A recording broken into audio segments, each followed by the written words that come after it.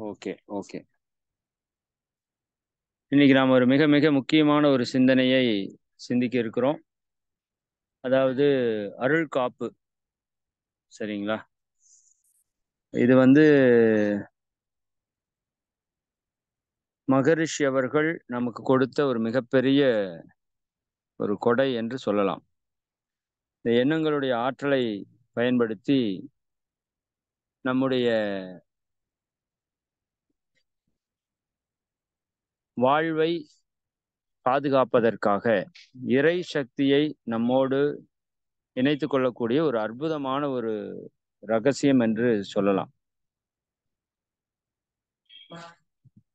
இத நம்ம இப்ப பேசுறப்ப நான் வந்து மகரிஷியோட ஆழியார்ல இருந்து இத நான் பேசிட்டு இருக்கேன். மகரிஷியோட அறிவு திருக்கோவில் ஆழியார்ல இருந்து இப்ப நான் பேசுறேன். ரொம்ப சந்தோஷமா இருக்கு. இதுல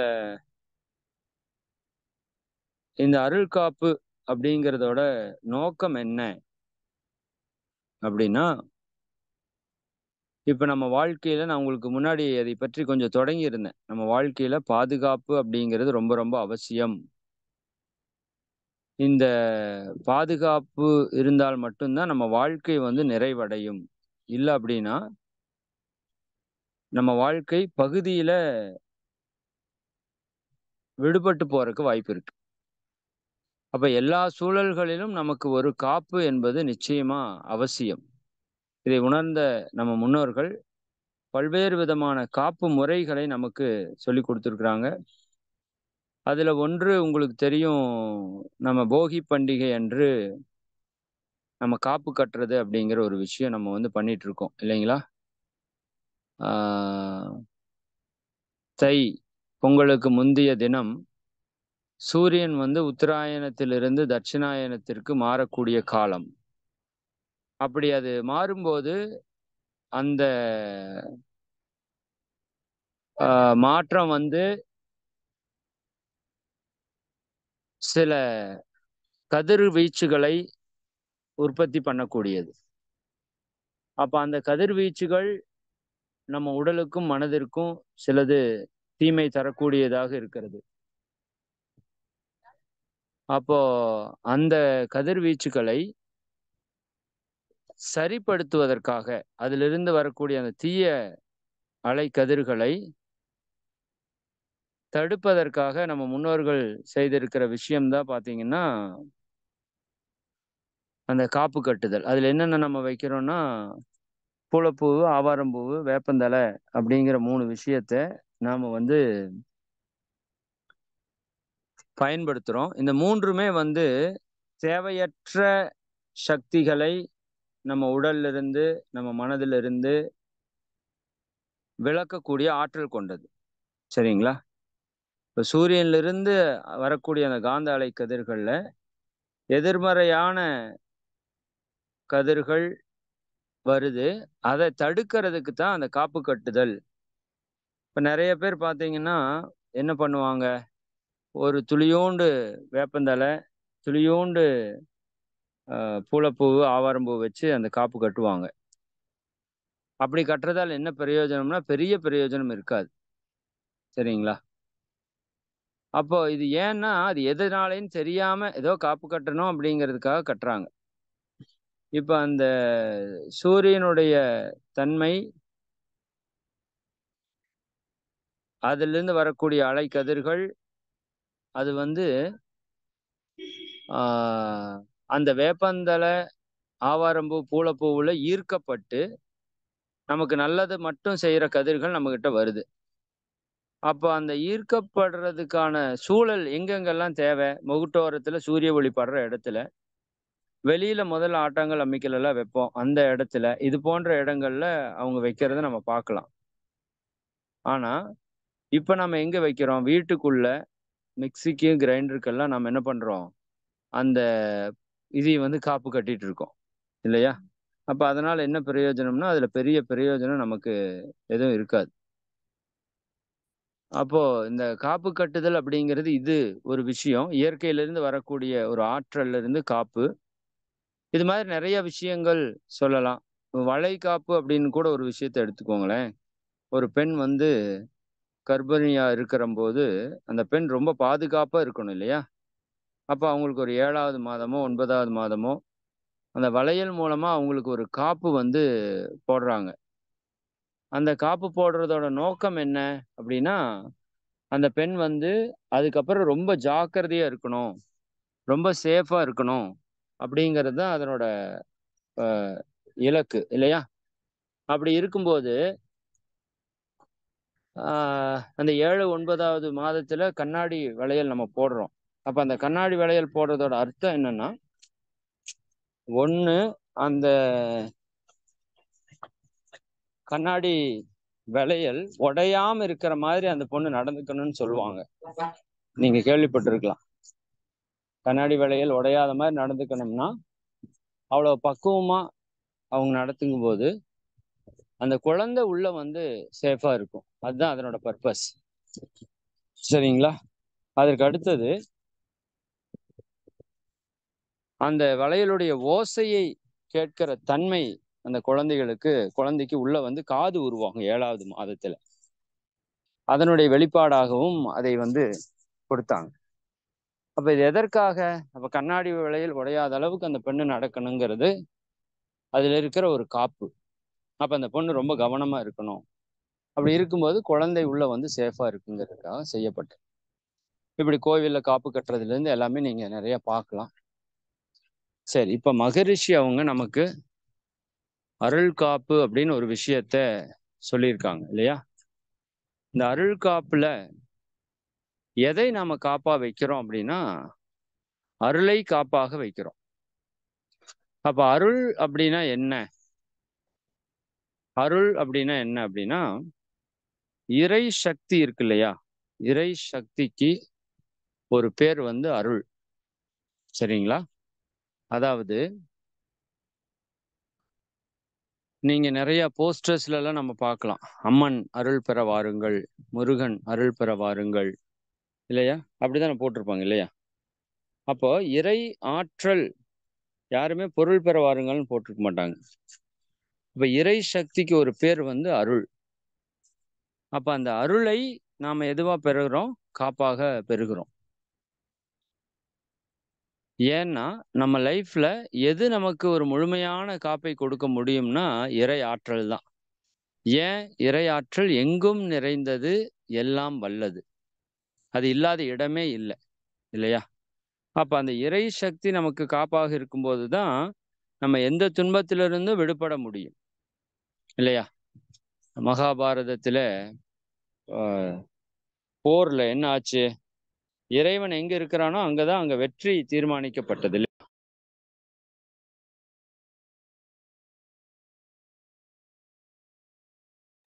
இப்ப இறை சக்தி எங்க நமக்கு காப்பா இருக்குதோ அங்க வந்து நிச்சயமாக வெற்றி என்பது நிர்ணயிக்கப்பட்டதாக இருக்கும். இப்ப அந்த இறை ஆற்றலை நமக்கு காப்பாக பயன்படுத்துற நுட்பம் தான் இந்த அருள் காப்பு. அருள் என்றால் இறை சக்தி. அதையும் நம்ம காப்பா பெறன்னு சொன்னோம். அதுக்கு நம்ம பயன்படுத்துற வார்த்தை வந்து அருட்பேராற்றல் அப்படிங்கிற வார்த்தையை நம்ம பயன்படுத்துறோம். அருட்பேராற்றல்.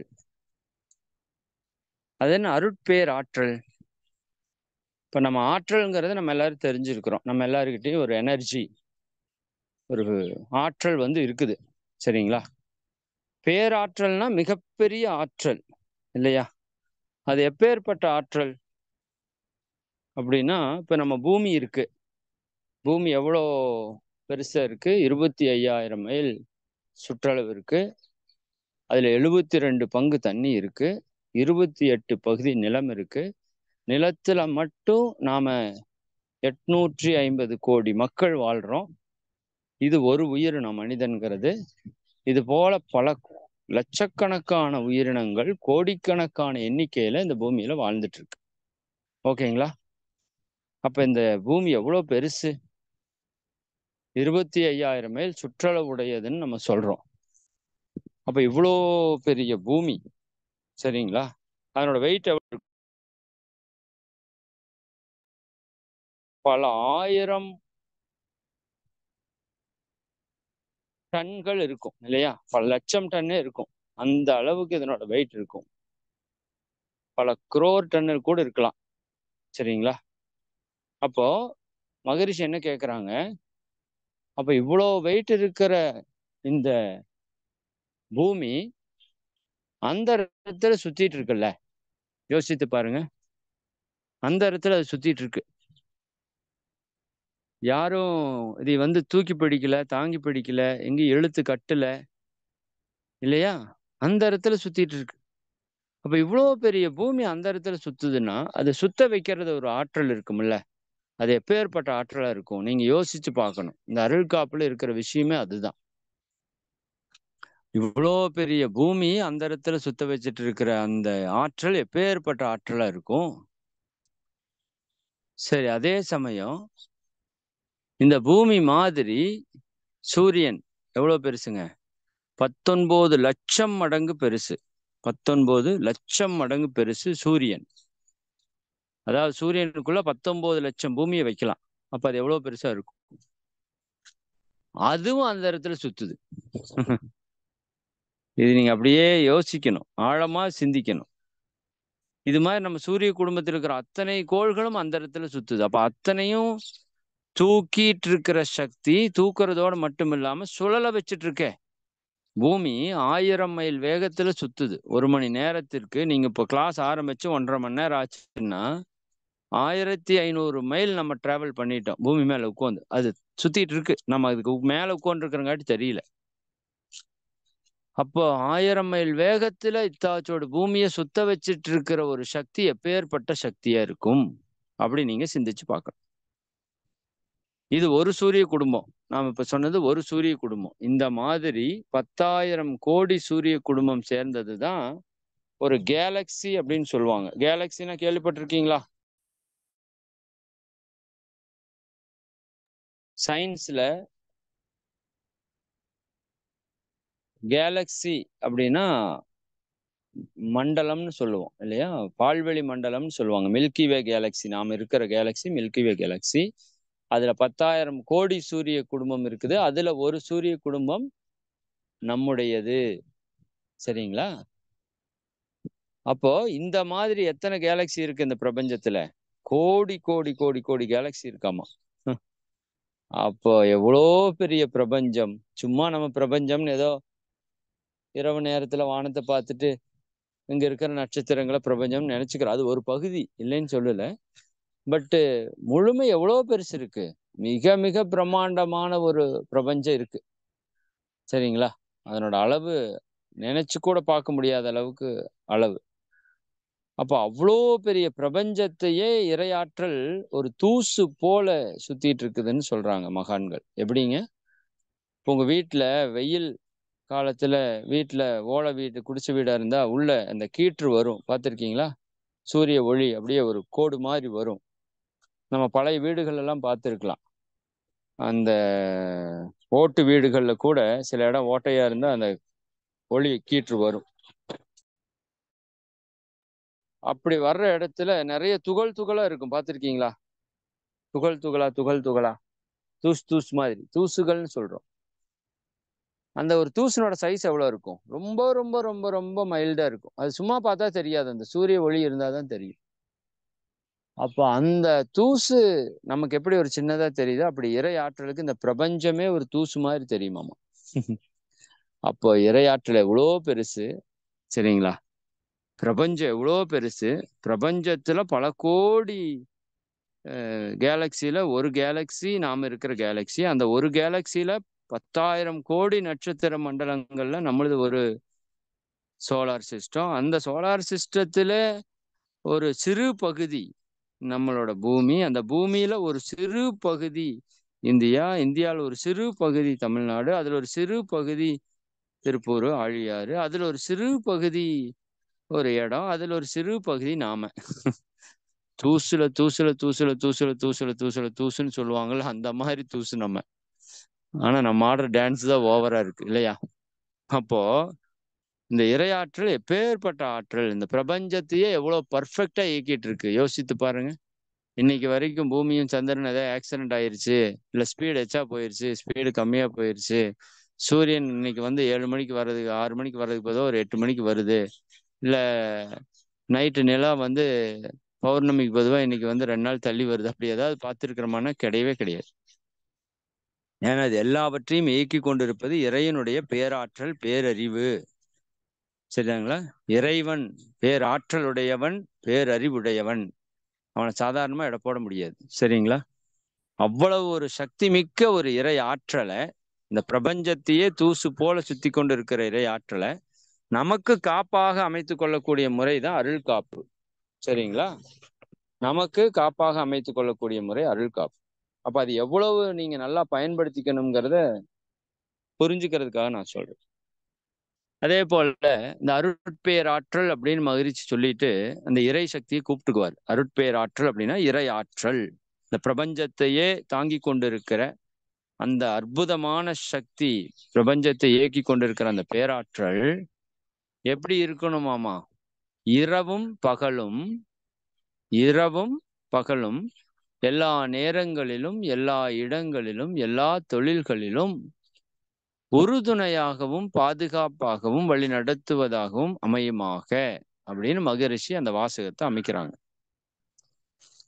இதுக்கு நீங்க அந்த பக்த பிரகலாதன் கதை உங்க எல்லாருக்குமே மேக்சிமம் தெரியும்னு நினைக்கிறேன், இல்லைங்களா? அந்த பக்த பிரகலாதன் வந்து அம்மா கன்சீவா இருக்கிறப்ப அந்த நாராயணன் வந்து அங்க வந்து இது பண்ணியிருப்பாரு, இல்ல அந்த உபதேசம் கொடுத்துட்டு இருந்திருப்பாரு. அப்ப உள்ள இருக்கிற கருவுல இருக்கிற குழந்தைக்கு, அதாவது அம்மா எதெல்லாம் கேட்கறாங்களோ அதெல்லாம் கருவுல இருக்கிற குழந்தைக்கு பதிவாயிரும். சரிங்களா? அப்படி அந்த குழந்தைக்கு வந்து உள்ள ரெக்கார்ட் ஆயிரும். அவன் வந்து நாராயண பக்தனா உருவாயிருவான். அவரோட அப்பா பேர் வந்து ஹிரண்ய கசிபு. உங்களுக்கு தெரியும் நினைக்கிறேன். அவங்க அப்பா பேர் வந்து ஹிரண்ய கசிபு. அவர் வந்து நல்லா தவம் பண்ணி வரம் வாங்கி வந்துருவார். என்ன வரம் வாங்கிட்டு வருவாரு? பல நாள் தவம் இருந்து கடவுள்கிட்ட வரம் கேட்கிறப்ப சாகா வரம் வேணும்னு கேட்பாரு. இறைவன் சாகா வரமெல்லாம் கொடுக்க முடியாது அப்படின்னு சொல்லிடுவார். சரி, அதுக்கு பொதுவா அவர் கொஞ்சம் யோசிச்சு ஒரு வரம் கேட்பாரு. என்ன வரம் அப்படின்னா, எனக்கு வந்து பகல்லையும் மரணம் வரக்கூடாது, இரவுலையும் மரணம் வரக்கூடாது, சாவு வரக்கூடாது, வீட்டுக்கு உள்ளேயும் சாவு வரக்கூடாது, வீட்டுக்கு வெளியும் சாவு வரக்கூடாது, எந்த மிருகங்களாலையும் சாவு வரக்கூடாது, எந்த மனிதனாலையும் சாவு வரக்கூடாது, எந்த ஆயுதங்களாலையும் எனக்கு மரணம் வரக்கூடாது அப்படின்னு ஒரு வரம் கேட்பார். சரி, அப்படியே ஆகட்டும்னு கடவுள் கொடுத்துருவார். சரின்ட்டு அவருக்கு வெளியே வந்த உடனே அவருக்கு வந்து ஆணவம் வந்துடும். ஏன்னா எந்த உயிராலையும், எந்த விலங்காலையும், எந்த மனிதனாலையும், பகல்லையும் இரவுலையும், வீட்டுக்குள்ளேயும் வீட்டுக்கு வெளியும் எந்த ஆயுதத்தாலையும் நமக்கு சாவு வராது அப்படின்னா வேற எப்படி நம்மளை சாகடிக்கிறது? அப்ப இறப்பே வராம இருக்கிறதுக்கு அவர் யோசிச்சு இப்படி ஒரு வரம் வாங்கிடுவார். வரம் வாங்கினதுக்கு அப்புறம் எல்லாரும் இவரை பார்த்து பயப்படுறதுக்கு ஆரம்பிச்சிருவாங்க. ஏன்னா இவருக்கு இறப்பே இல்லையே. அப்போ அவரோட ஆணவம் அதிகரித்து எல்லாரையும் அடிமைப்படுத்தி துன்புறுத்தறதுக்கு ஆரம்பிச்சிருவாரு. அப்பதான் இந்த பக்த பிரகலாதன் பையன், அவரோட பையன், அவர் வந்து எப்பவுமே நமோ நாராயணாய நமக அப்படி சொல்லிட்டே இருப்பான். இவர் வந்து என்ன சொல்லுவாரு? ஹிரண்யாய நமகன்னு சொல்றா, யாரா அவன் நாராயணன், அவனை கூப்பிடுறா அப்படின்னு சொல்லி சண்டையாவே இருக்கும் எப்பவுமே. அதுல அந்த பக்த பிரகலாதனை வந்து பல முறை கொல்றதுக்கு முயற்சி பண்ணுவாங்க. கடவுள் வந்து காப்பாத்துவார். கடைசி சீன் தான் முக்கியம். சரிங்களா? லாஸ்ட் சீன் என்ன ஆகும்? அவர் வந்து கடைசியா கொல்ற போறப்ப, உன்னோட நாராயணன் எங்க இருக்கான், வர சொல்றான், அவனை நான் சண்டை போட்டு அவனை வீழ்த்துறேன்னு சொல்லும்போது, அவன் எங்கேயும் இருக்கிறான், தூண்லயும் இருக்கிறான், துரும்புலயும் இருக்கிறான்னு பாடுவான். அந்த பையன் பாடும்போது ஓங்கி பக்கத்தால் இருக்கிற தூணை தன்னோட அந்த கதத்தால் அடிப்பாரு. அடிச்ச உடனே தூண் பழந்து உள்ள இருந்து நாராயணன் வருவாரு. அதுதான் நரசிம்ம அவதாரம், நீங்க பார்த்திருப்பீங்க. சரிங்களா? அவர் வந்த நேரம் பகல்லையும் வந்திருக்க மாட்டாரு, இரவுலையும் வந்திருக்க மாட்டாரு. சரியா 6 மணி. அதுக்கு பேரு சாயங்காலம்னு பேரு. சந்தியா காலம்னு சொல்லுவாங்க. பகலும் இரவும் கூடக்கூடிய காலம். அந்த நேரத்துல வருவார். ரெண்டாவது, அவர் மிருகமா வந்திருக்க மாட்டாரு, மனுஷனாவும் வந்திருக்க மாட்டாரு, மனித மிருகத்தோட கலந்த ஒரு வடிவமா வந்திருப்பார். அதே போல வீட்டுக்கு உள்ளேயும் சாவு வரக்கூடாது, வெளியும் சாவு வரக்கூடாதுன்னு உடனே அவனை தூக்கிட்டு போய் படிக்கட்டுல உட்காந்துருவார், வாசல் படியில. அது உள்ளேயும் அல்ல, வெளியும் அல்ல. எந்த ஆயுதத்தாலையும் இறப்பு வரக்கூடாதுன்னு சொன்ன உடனேயும் அவர் தன்னோட கை நகத்தையே ஆயுதமா பயன்படுத்தி குத்தி கிழிச்சு குடல் எடுத்து மாலை போடுறதா கதை. சரிங்களா? அப்ப இதுல என்ன நம்ம புரிஞ்சுக்கணும்னா, நாம எவ்வளவுதான் அறிவு நுட்பத்தோட நீங்க கேள்வி கேட்டாலும், அதற்கும் மிஞ்சிய ஒரு பேரறிவு இறைவனுடையது. அதை மிஞ்சறதுக்கெல்லாம் வாய்ப்பே கிடையாது. சரிங்களா? அப்போ செயலுக்கு விளைவு என்பது நிச்சயமாக இறைவன் கொடுக்கிற ஒரு முக்கியமான விஷயம். இப்ப மகரிஷி என்ன யோசிக்கிறாரு, நாம போடுறதுல காப்புல இந்த மாதிரி கேப் ஆயிரக்கூடாது அப்படின்னு தான் என்ன பண்றாரு, அருட்பேராற்றல் இரவும் பகலும்னு சொல்லிட்டு அடுத்த வார்த்தை போட்டார் பாருங்க, எல்லா நேரங்களிலும். இப்ப இரவு பகல்னா தானே வேற ஏதோ ஒரு நேரமா இருக்குதா இல்லையான்னு, எல்லா நேரங்களிலும்னு போட்டா வேலை முடிஞ்சது இல்ல. அதே போல இந்த இடத்துல அந்த இடத்துலன்னு கேட்டா தானே பிரச்சனை. எல்லா இடங்களிலும் அந்த இறை சக்தி நமக்கு எல்லா நேரத்திலையும் காப்பா இருக்கணும், எல்லா இடங்களிலும் காப்பா இருக்கணும், எல்லா தொழில்களிலும். இந்த தொழில் அப்படின்னா நிறைய பேர் என்ன நினைச்சுக்கிறாங்கன்னா, இப்ப நம்ம வேலைக்கு போறோம் இல்லையா, அதைத்தான் தொழில் நினைச்சுக்கிறாங்க. அது அல்ல. தொழில் என்றால் தமிழ்ல முத்தொழில். இறைவனுடைய ஆக்கும் தொழில், காக்கும் தொழில், அழிக்கும் தொழில் நீங்க கேள்விப்பட்டிருக்கீங்களா? அந்த மாதிரி இன்னும் ஐவகை தொழில்கள் அப்படிங்கிறதெல்லாம் இறைவனுக்கு சொல்லுவாங்க. இப்ப மனிதனுக்கு 3 தொழில் இருக்கிறது. அது என்னன்னா, எண்ணுவது, சொல்வது, செய்வது. சரிங்களா? எண்ணுதல் அப்படிங்கிறது நாம செய்யற ஒரு தொழில். நமக்கு எண்ணம் வந்து கொண்டே இருக்குது, நம்ம எண்ணிக்கொண்டே இருக்கிறோம். சொல் பேசிக்கொண்டே இருக்கிறோம், அது ஒரு தொழில். 3வது செயல், ஏதாவது ஒண்ணு செஞ்சுட்டே இருக்கும் இல்லையா? நம்ம பிறந்ததுல இருந்து இந்த 3 தான் பண்ணியிருப்போம். ஏதாவது நினைச்சிட்டு இருப்போம், ஏதாவது பேசிட்டு இருப்போம், இல்லாட்டி ஏதாவது செஞ்சுட்டு இருப்போம். நிற்போம், நடப்போம், உட்காருவோம், தூங்குவோம், எந்திரிப்போம், சாப்பிடுவோம், குளிப்போம், வேலை செய்வோம் இல்லையா? ஏதோ ஒரு வேலை செய்யறோமல்ல, அது எல்லாமே தொழில் தான். இப்ப தொழில்னா உங்க உடலை கொண்டோ மனதை கொண்டோ நீங்க என்ன செய்தாலும் அதற்கு பேர் தொழில் தான். ஏன்னா இது தெரியாதனால நிறைய பேரு எல்லா தொழில்களிலும் அப்படின்னு சொல்லிட்டு எல்லா பயணங்களிலும் அப்படிங்கிறாங்க. பயணம் என்பது ஒரு செயல், அது ஒரு தொழில்ல ஒரு பகுதி, அவ்வளவுதான். அதுக்கப்புறம் சேர்த்த வேண்டிய அவசியம் இல்லை. ஏதோ மகிழ்ச்சி வந்து சொல்றதுக்கு மறந்துட்ட மாதிரியும், நாம சேர்த்துற மாதிரி நிறைய பேர் வந்து எக்ஸ்ட்ரா வேலை பார்த்துட்டு இருப்பாங்க. சரிங்களா? அப்போ அது எல்லா நேரங்களிலும், எல்லா இடங்களிலும், எல்லா தொழில்களிலும்னா, நம்முடைய ஒவ்வொரு எண்ணமும் ஒவ்வொரு தொழில் தான். சரிங்களா? ஒரு தொழில் எப்படி ஒன்றை உற்பத்தி பண்ணுதோ, நம்ம எண்ணத்தின் மூலமாக, நம்ம சொல்லின் மூலமாக, நம்ம செயலின் மூலமாக ஒரு விஷயத்தை உற்பத்தி பண்றோம். அப்ப எல்லா நேரத்திலையும், எல்லா இடத்திலையும், எல்லா தொழில்லையும் இந்த இரையாற்றல் எப்படி இருக்கணும் நமக்கு? உறு துணையாக. சரிங்களா? நம்ம கூட ஒருத்தர் துணையா நின்னா எப்படி இருக்கும்? சொல்லுவாங்கல்ல, யாம் இருக்க பயமேன், நான் எப்பொழுதும் உங்க கூடயே இருக்கிறேன்னு இறைவன் சொல்றாருன்னு சொல்றாங்கல்ல. இறைவன் உண்மையாலுமே எப்பவும் நம்ம கூட தான் இருக்கார். நாம தான் நினைக்கிறது இல்ல. இல்லையா? அப்போ உறுதுணையாக, நம்ம கூட உறுதுணையாக இருக்கணும். 2வது பாதுகாப்பாக இருக்கணும். இந்த இரையாற்றல் எப்படி இருக்கணும்? நமக்கு பாதுகாப்பாக இருக்கணும். 3வது நம்மை வழி நடத்துவதாக. இந்த உறுதுணையா பாதுகாப்பா மட்டும் இருந்ததுன்னா நமக்கு ஆணவம் வந்துடும். தப்பு தப்பா வேலை செய்யறதுக்கு ஆரம்பிச்சிருவோம், ஹிரண்யகசிப்பு மாதிரி. அதுவே வழி நடத்துச்சுன்னா என்னோட எண்ணம் எப்படி இருக்கும்? நல்லதா இருக்கும். சொல் எப்படி இருக்கும்? நல்லதா இருக்கும். செயல் எப்படி இருக்கும்? நல்லதா இருக்கும். அப்ப அந்த நல்லது மட்டுமே இருக்கணுங்கிறதுனால இறையாற்றலே என்னை வழி நடத்தணும்னு நம்ம வேண்டுறோம், சங்கல்பிக்கிறோம். வேண்டுதலை விட சங்கல்பம் என்பது கரெக்ட். அப்ப அருட்பேராற்றல் இரவும் பகலும் எல்லா நேரங்களிலும், எந்த நேரத்திலையும், இரவு பகல் எல்லா நேரத்திலும், எல்லா இடங்களிலும். ஏன்னா பாத்ரூம்ல போய் விழுந்து வழுக்கி விழுந்து இறந்தவங்க எல்லாம் இருக்காங்க. உண்டா இல்லைங்களா? அப்ப எந்த இடத்துல நமக்கு துன்பம் வரும்னு தெரியாது. சரிங்களா? அப்ப துன்பத்திலிருந்து, உங்க வாழ்க்கையில வரக்கூடிய எல்லா துன்பங்களிலிருந்து நம்மை மீட்டெடுக்கக்கூடிய ஒரு அற்புதமான ஒரு விஷயம்தான் இந்த அருள் காப்புன்னு நீங்க புரிஞ்சுக்கணும். சரிங்களா? அப்ப எல்லா இடத்திலையும் நமக்கு அந்த இறை சக்தி காப்பா இருக்கணும். நம்ம செய்யற ஒவ்வொரு செயல்லையும், ஒவ்வொரு எண்ணத்திலையும், ஒவ்வொரு சொல்லுலையும், ஒவ்வொரு செயல்லையும் அந்த இறையாற்றல் நமக்கு காப்பாக இருக்கணும் அப்படின்னு சொல்லி நம்ம என்ன பண்றோம்? சங்கல்பம் எடுக்கிறோம்.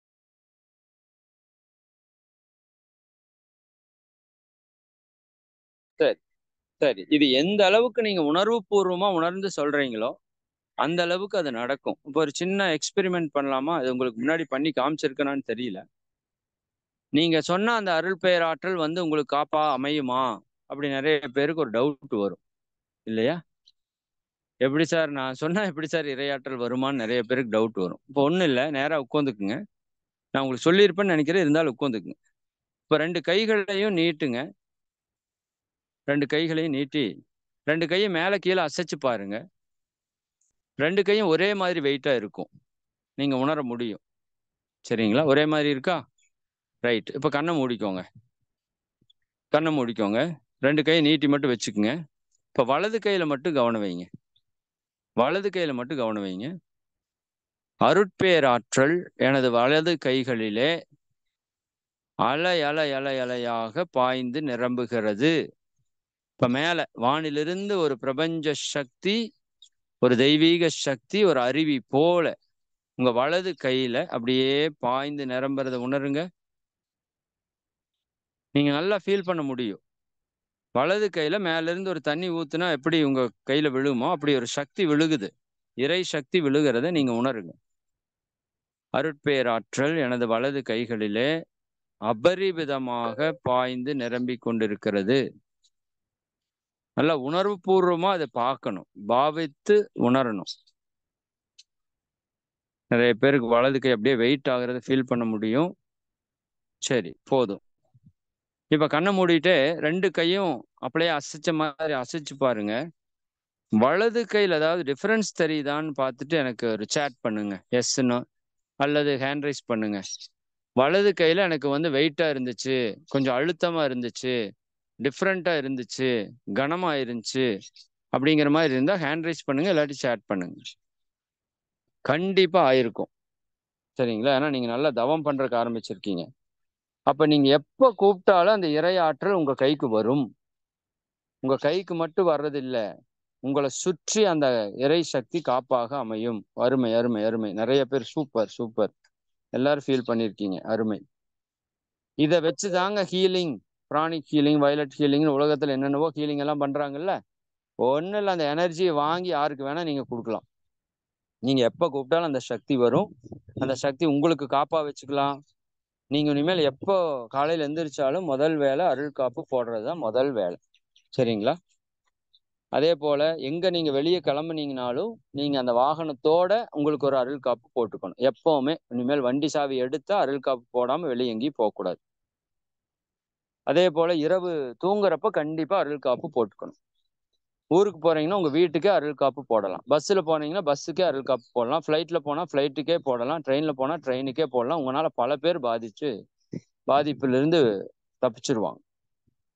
இது வந்து மகரிஷி கிட்ட எப்பவுமே ஒருத்தவங்க வந்து அவங்களோட பையன் எப்போ வெளியூர் போனாலும் வெளிநாடு போனாலும் மகரிஷிட்ட வந்து பார்த்து அருள் காப்பு கட்டிட்டு போறது வழக்கம். அந்த மாதிரி அந்த பையன் வந்து ஆழியார்ல வந்து அருள் காப்பு கட்டிட்டு டெல்லி போறாரு. டெல்லி போற அந்த ட்ரெயின் வந்து மிகப்பெரிய ஆக்சிடென்ட் ஆகி எவ்வளவோ பேர் உயிரிழப்பு, 160 பேர் என்னவோ உயிரிழப்பு அந்த ட்ரெயின் விபத்துல. ஒரு பெட்டியே முழுசா இறப்பு நடந்துருச்சுன்னு சொன்னாங்க. அந்த பெட்டியில தான் அந்த பையன் உட்கார்ந்துட்டு இருக்கான். அவன் கன்ஃபார்மா டெத்து அப்படின்னு சொல்லி எல்லாரும் கன்ஃபார்ம் பண்ணிட்டாங்க. சரிங்களா? அப்புறம் பார்த்தா அந்த பையன் உயிரோடு இருக்கான். எப்படின்னு கேட்டா அந்த பையன் மகரிஷியோட புக்கு படிச்சுட்டு இருந்திருக்கான். அந்த வழியா ஒருத்தர் கேன்டீனுக்கு போறதுக்காக போயிட்டு திரும்பி வர்றப்ப பார்த்துருக்காரு. மகரிஷி புக்கை பார்த்துட்டு அந்த தம்பி கிட்ட பேசிட்டு, தம்பி வாங்க, நான் அந்த பக்கம் நான் ஃப்ரீயா தான் இருக்கிறேன், அந்த பக்கம் ஆளுக இல்லை அப்படின்னு சொல்லி அடுத்த 2 பெட்டிக்கு தள்ளி அவரை கூட்டிட்டு போய் அங்க கொஞ்ச நேரம் பேசிட்டு இருந்திருக்கிறாங்க. அப்பதான் அந்த ஆக்சிடென்ட் நடந்திருக்கு. சரிங்களா? அப்ப இந்த அருள் காப்பு நம்ம உயிரையே காப்பாற்றக்கூடிய ஒரு அபரிவிதமான சக்தி கொண்ட ஒரு விஷயம். அதை சாதாரணமா எடை போடாதீங்க. இதற்கு நான் நிறைய உதாரணங்கள் சொல்லுவேன். இறப்பின் தருவாய்க்கு போனவங்களை கூட நம்ம அருள் காப்பு காப்பாத்தி கொண்டு வந்திருக்கு. சரிங்களா? ஒரு 1400 கிராம் இருந்த குழந்தை, பிறந்த குழந்தை 1600 கிராம், கரெக்ட், 1600 கிராம் அந்த குழந்தை. அந்த குழந்தை பிழைக்காது, அடுத்த நாள் இறந்துரும்னு சொன்ன குழந்தைய நம்ம ஆசிரியர் ஒருத்தங்க போய் நல்லா வாழ்த்து அருள் காப்பை கொடுத்து கொடுத்து கொடுத்து கொடுத்து அடுத்த நாள் அந்த குழந்தை பால் குடிச்சுது, இப்ப நல்லா இருக்குதுங்கிற அளவுக்கு அந்த குழந்தையை கொண்டு வர அளவுக்கு நம்ம அருள் காப்புக்கு ஆற்றல் இருக்கு. அதனால அந்த அருள் காப்பை சாதாரணமா எடுக்காதீங்க. அது வந்து என்ன ஒரு நிறைய பேர் இந்த செய்வனை வச்சுட்டாங்க, அது பண்ணிட்டாங்க, இது பண்ணிட்டாங்க, கண்ணடி பட்டுருச்சு, அப்படியெல்லாம் சொல்றாங்கல்ல. அது அத்தனைக்குமே இந்த மந்திரம் தந்திரம் எந்திரம் எல்லாவற்றையும் சரிப்படுத்தக்கூடிய ஆற்றல் அந்த இறை சக்திக்கு இருக்கு. அதுதான் அருள் காப்பு. சரிங்களா? அப்ப இனிமேல் எப்பவுமே நீங்க அருள் காப்பை எத்தனை முறை சொல்ல முடியுமோ சொல்லுங்க. அது ஒரு முறை சொன்னீங்கன்னா உங்க வீட்டை சுத்தி ஒரு செவுரு கட்டின மாதிரி ஸ்ட்ராங். 100 முறை சொன்னீங்கன்னா 100 செவுரு கட்டினா எப்படி இருக்கும் உங்க வீட்டுக்கு பாதுகாப்பு? அந்த மாதிரி. அப்ப எவ்வளவு முறை உங்களால சொல்ல முடியுமோ அவ்வளவு முறை நம்ம என்ன பண்ணிட்டே இருக்கணும்? சொல்லிட்டே இருக்கணும். அதுதான் ரொம்ப முக்கியம் அருள் காப்பு.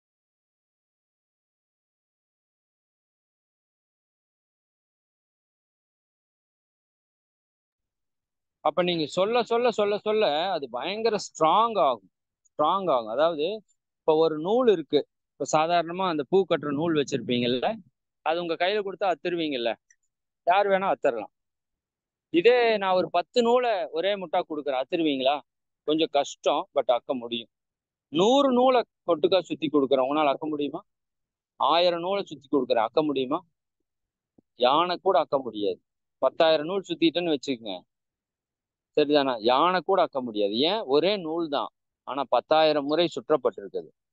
சரிங்களா? அப்ப நீங்க எந்த அளவுக்கு அருள் காப்பை திரும்ப திரும்ப உணர்வு பூர்வமா போடணும். ஏதோ பேருக்கு அருட்பேராற்றல் வரும் அப்படி இல்லை.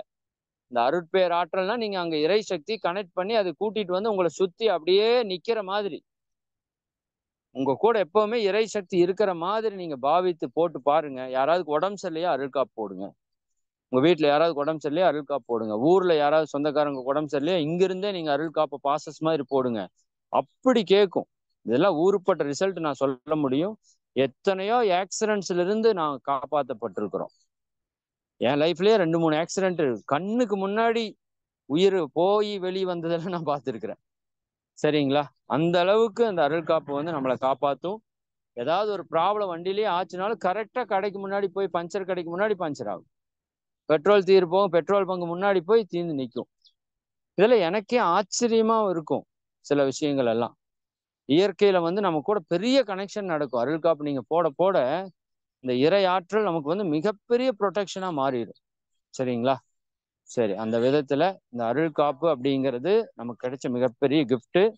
கெட்ட சக்திகள், தீய சக்திகள், சரிதானுங்க, எல்லாவற்றிலிருந்தும் நம்மை காப்பாற்றும். இந்த நிறைய படங்கள்ல கோவிலுக்குள்ள போயிட்டா இந்த பேய் உள்ள வராதுங்கிற மாதிரி எல்லாம் காமிச்சிருப்பாங்களா, அந்த மாதிரி எந்த கெட்ட சக்தியும் நம்ம பக்கத்தால வராம நம்மளை காப்பாற்றக்கூடிய ஒரு அற்புதமான சக்தி. உங்களுக்கு மட்டும் இல்லை, உங்க வீட்டுக்கு, உங்க வீட்டில் இருக்கிற ஒவ்வொருவங்களுக்கும் அருள் காப்பு சொல்லி கொடுங்க. அந்த ஸ்டிக்கர்ஸ் எங்காவது கிடைச்சதுன்னா வாங்கி ஒட்டி அடிக்கடி அடிக்கடி அந்த வாசகத்தை சொல்லிட்டே இருங்க. அப்போ தவத்துக்கு மட்டும் அல்ல, நம்ம வாழ்க்கைக்கு ஒரு முழுமையான காப்பு இந்த அருள் காப்பு அப்படிங்கிறத புரிஞ்சு நம்ம பயன்படுத்திக்கலாம். சரிங்களா? ஓகே, மிக்க மகிழ்ச்சி. அனைவருக்கும் நன்றி. அருட்பேராற்றல் கருணையினால் உடல் நலம், நீலாயுள், நிறை செல்வம், உயர்ப்புகள், விஞ்ஞானம் ஓங்கி இறை உணர்வு, அறநெறி, கல்வி, தனம், தானியம், இளமை, வலிவு, துணிவு, நன்மக்கட்பேர், அறிவில் உயர்ந்தோர் நட்பு, அன்புடைமை, அகத்தவம், அழகு, புகழ், மனித மதிப்புணர்ந்து ஒழுகும் பண்பு, பொறுமை எனும் பேறு 16 பெற்று பெருவாழ்வு வாழ்க. வாழ்க வளமுடன், வாழ்க வளமுடன். அனைவருக்கும் நன்றி. நம்ம அடிப்படை பயிற்சி நவம்பர் மாதத்துல ஏற்பாடு செய்திருக்கிறோம். வாய்ப்பு இருக்கிற எல்லாரும் நிச்சயமா கலந்துக்கோங்க.